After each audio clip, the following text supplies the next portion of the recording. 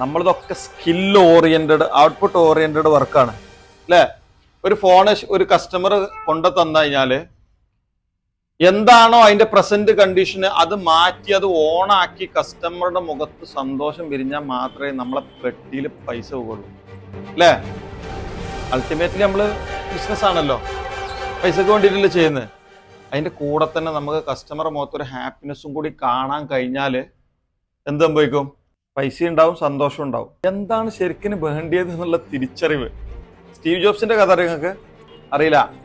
ഇതൊക്കെ പഠിക്കണം കേട്ടോ, ഇതൊക്കെ ആവശ്യമുള്ള സാധനങ്ങളാണ് അല്ലേ? നിങ്ങളൊരു മേഖലയിലേക്ക് ഇറങ്ങുന്ന സമയത്ത് ആ മേഖലയുമായിട്ട് ബന്ധപ്പെട്ട കാര്യങ്ങളൊക്കെ മനസ്സിലാക്കുക എന്നുള്ളത്